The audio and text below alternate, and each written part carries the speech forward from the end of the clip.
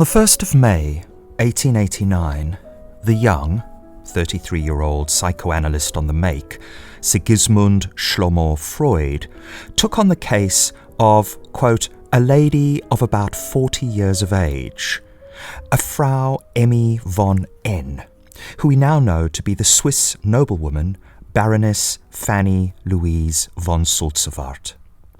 Baroness Fanny had married 29 years previously, at the tender age of 23, the 65-year-old Swiss watchmaker and industrialist Heinrich Moser, who died 4 years after the marriage from a heart attack. In the minds of Moser's 5 children from his previous marriage, the idea got around that Fanny might have toe-tagged their father after having him sire her 2 new Moser offspring with birthright claims to his vast fortune. This is the first time that Freud decides to give his friend Josef Breuer's technique of investigation under hypnosis a tryout as he attempts to help his new patient with her suffering somatizations, which resemble very much the symptoms of fibromyalgia as we know it today. Freud starts using techniques which will in time become, after he has ditched the overt hypnosis angle, his own special contribution to human-animal therapeutics. Were we to travel back in time and watch or record Siggy and Fanny's interactions over the 3-week period in which he devoted on a daily basis a great deal of his time to her, determined, he writes, to, quote, do all I could for her recovery, if we were to spend time with him, we might refer to these interactions as one of the first modern examples of what we now know as the talking cure, or just simply therapy, as we like to call our preeminent secular religion, a psychological technology or treatment which can be found a century later in 101 exciting flavors, including the original or classic psychoanalysis as it was then, or at least as it was beginning to be. All of it, every single flavor that now contributes to this worldwide billion-dollar industry, harks back to that original recipe concocted by Freud and Breuer in the late 19th century and written up in their co-authored book, Studies in Hysteria. Freud finds Fanny, on their first meeting, quote, lying on a sofa with her head resting on a leather bolster. He takes a moment to register her from the vantage point of what we now might call the male gaze. She still looks young, he tells us, and has finely cut features, full of character. Her face, he writes, bears a tense, pained expression. Her eyes are screwed up and cast down. She has a heavy frown and deep nasolabial folds. She speaks as if it were arduous in a quiet voice that is occasionally interrupted to the point of stuttering by spastic breaks in her speech.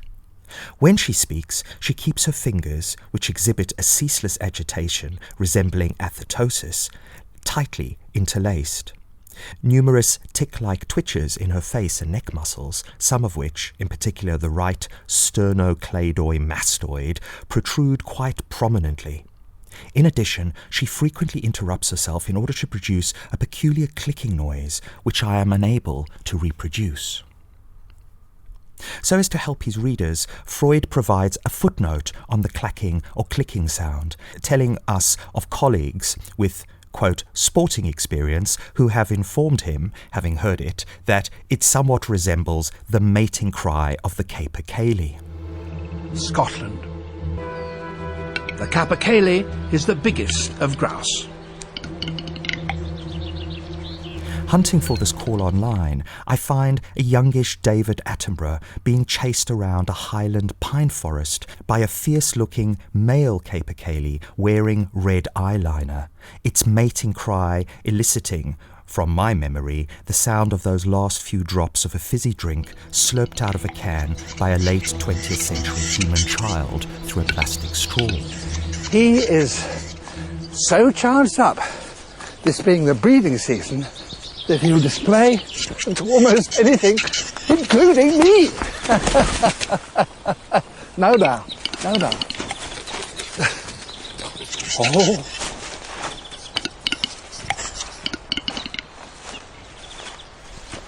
It also reminds me of John Burnside's poem First Footnote on Zoomorphism, which has these lines of anthropomorphic longing in it.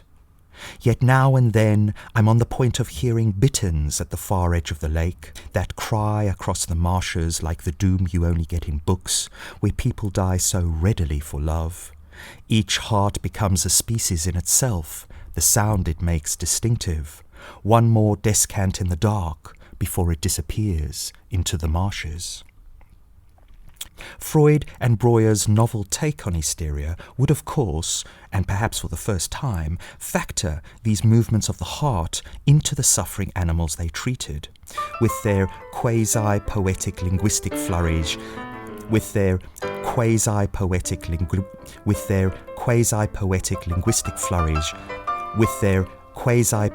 linguistic flurries and strange somatizations. Which also makes this the origin story for psychological therapy, as we now understand the talking cure to imply. Rather than just standing to one side, like medical doctors do, and observing the symptoms so as to make a diagnosis of perceived dysfunctionality or illness, the doctor now begins to listen to the patient in the belief that they may be able to assist both the clinician and themselves in understanding what lies at the heart of their suffering. Freud perhaps implicitly or even explicitly understood that the new kid on the block, science, and all our scientific explanations are ultimately also mythological ones when you start to examine them in the realm of conversation. Reading through the case study, we find that Freud's main task in helping this beleaguered young woman is to give her lots of massages, some of which, this was common at the time, would have involved stimulating the genital region until the patient felt better. Let us not forget that the vibrator, which is nowadays sold in sex shops, was first and foremost a medical tool called a percuteur, invented by the British physician Joseph Mortimer Granville in the 1880s in order to help physicians carry out their increasingly sought-after pelvic massage procedures without having to go through that tiresome manual operation requiring the physician's fingers to stroke, rub and chafe against parts of the pelvic zone until the sought-after release was accomplished. After carrying out these manipulations, Freud would put Fanny Moser into a trance-like state, perhaps assisted by the after-effects of her orgasm, so as to implant, through various suggestions, ways for her to be more skillful or functional, according to the requirements of the day, in her relationships and domestic affairs. While she was languishing on the couch, he would also encourage her to talk about past traumas in order to process or work through this material so that the so-called hysterical push and pull of her nervous system might settle down and find some peace. In the Strachey translation of Freud's text in the German, when discussing his ideas about the non-biological provenance of Fanny Moser's hysterical symptoms, we find one of the first uses of the word ego in the Freud canon. Freud is explaining in the text how the hysterical conversion of neurotic energy into somatic innervation, this is the fibromyalgia stuff, tiredness, bodily pain, and loss of perceived strength in arms and legs, were all part of the process whereby, quote, the ego tries to repress troubling emotions such as anger or guilt, often triggered by painful reminiscences. And in so doing, Freud tells us, puts up defensive measures, which according to Sigmund might be viewed as acts of moral cowardice towards the psyche's suffering, a sort of shutting down on one's own suffering self. Which is why I guess that almost cliched question, well, how does that make you feel, which you're probably going to hear from your psychotherapist many, many times, is a way for the clinician to access this suffering that is often repressed and dissociated from. Freud never used the word ego in any of his writings, even though we attribute this word to him. The word is used thousands of times, though, in our English translations of Freud, but the term that Freud himself came up with to describe our conscious or semi-conscious awareness of, well, ourselves, was ich, I. This was set against the expression he used to describe the unconscious realm from which all our painful emotions and thoughts mysteriously emerge, which with equal simplicity Freud called es, it. This is also the title of his 1923 book Das Ich und das Es, which in English has the title of The Ego and the Id. The psychological processes Freud discusses are personal and internal, writes Bruno Bettelheim in The Soul of Freud.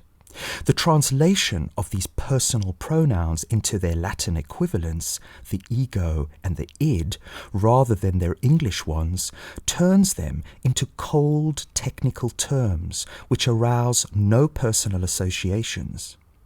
In German, of course, the pronouns are invested with deep emotional significance, for the reader has used them all their lives. Freud's careful and original choice of words would have facilitated this intuitive understanding of his meaning, for no word has greater and more intimate connotations than the pronoun I, the pronoun ich. It is one of the most frequently used words in spoken language, and more important, it is, Bettelheim reminds us, the most personal word we have. To mistranslate ich as ego, Bettelheim warns us, is to transform it into a jargon that no longer conveys the personal commitment we make when we say I or me, not to mention our subconscious memories of the deep emotional experiences we have had when in infancy we discovered a self. In the process of learning to say that I, in the process of learning to refer to ourselves as an I am hungry, I am thirsty, I want this, I don't want that, I love you, I hate you, etc. Bettelheim fears that what has occurred here in this translation, the Strachey translation of the word ich into ego, is the creation of a concept that leaves lived reality behind us in favour of the metaphysical and the conceptual. The reality of ich, of I, this simple presence-filled container of impressions, thoughts and feelings, Freud made sure to tie down in a language that would convey our ongoing embodied experience by using a term that made it practically impossible to leave our own lived reality behind. Ich, ich, ich. Reading or speaking about the I forces one to look at oneself introspectively, to really become aware of seeing the world through two subjective eyes, forming one self, which we know as the I, a somewhat cohesive psychic entity around those disparate thoughts, feelings and narratives present in consciousness. The I, the ich, denotes a unitary self designated by a single capital letter, which also stands for the first numeral in our counting system. I am a unit of self. I am this one. Perhaps we could extend Bettelheim's critique to how we all now view and use psychotherapy as a kind of one-stop ego repair shop, a place where everyone is told to go for all their major ego workouts. Our life MOT tests, our resilience checks, air conditioning, aka emotional regulation, repairs for traumatic wounding, wheel alignment, steering, suspension, clutches, anxiety brakes, engine management, and all the rest. And yet, even a century's worth of navel-gazing after Freud, the profound mystery of us, well, just having this I, this conscious self, and the way this self, this ego, if you want to still call it that, is set up to help us and hinder us in the management of everything that we perceive to be inside us, thoughts, feelings, perceptions, hasn't really been clarified much in the last 100 years in any significant way. Or maybe even in the last 1,000 years, 2,000 years. Did Plato and Aristotle really have less of an understanding about their egos, their conscious experiential points of I-ness than Freud did, than we do? Very unlikely. The ego, this I speaking to your ego, is anarchically heterogeneous. Thoughts, feelings, and reactions, as well as the suppression of behaviors originating from these thoughts, feelings, and reactions, all play their part. We're all now au fait with the notion of an I, an ego, being caught somewhat piggy in the middle between the demands of a pleasure-seeking, pain-avoiding it or id, the inner Homer Simpson as I like to think of it, and the cultural or familial superego reflecting back to us or demanding we take action to manifest our idealized selves or to manifest some kind of idealized action. Hey, Homer, slow down. You're gonna choke or something. Don't tell me how to eat donuts. These selves and actions are often formulated through a moral and ethical language. You must, you should, you have to, you ought to, which creates a kind of clash or opposition with the inner Homer Simpson that the ego, the I, caught in the middle, has to sort out in some way. But would reading the complete works of Sigmund Freud, Skinner, Rogers, Erikson, Maslow, Beck, Adler, Bowlby, and all the rest reveal to us any more about these archetypal inner entities than we already know just from the experience, our own experience of having them, of living with them? Which is why I'm going to suggest for this episode that Rainer Maria Rilke, rather than Freud, perhaps understood as much as we need to know about his ego as the contemporary Sigismund Schlomo Freud did at the time and even now. And maybe, as you will see, they both arrived at their understanding of what or who the ego is, the I, the you, the they, what this is, what I am, by engaging in an empathic form of inquiry. Rilke, with a non-human animal in a cage, a panther, who he would cage or uncage, depending on your reading of it, into a poem, and Freud with his patients, sitting behind them, smoking his cigars and observing as they lay, spread out on the couch before him, the ways in which the ego, the I, leads us all on a merry little dance, which is to say also a somewhat suffering merry little dance of self.